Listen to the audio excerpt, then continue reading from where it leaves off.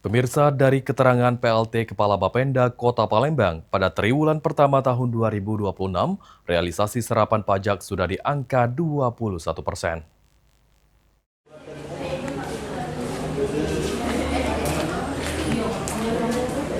Pemerintah Kota Palembang terus memacu realisasi pendapatan dari sektor pajak guna mencapai target pendapatan asli daerah atau PAD Kota Palembang tahun 2026.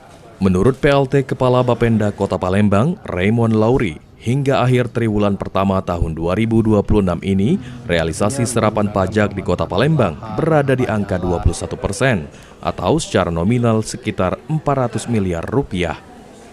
Dengan angka tersebut, pihak pemerintah Kota Palembang akan terus mendorong para wajib pajak untuk meningkatkan kepatuhan dengan berbagai langkah seperti sosialisasi. Seperti apa mungkin Pak untuk pajak Palembang? Artinya secara target yang sudah ditetapkan itu sekarang sudah mendekati angka di kurang lebih 400 miliar. Di angka kurang lebih 21%. Artinya ini masih terus kita dorong dan kita himbau juga kepada wajib pajak, pelaku usaha untuk membayar pajak.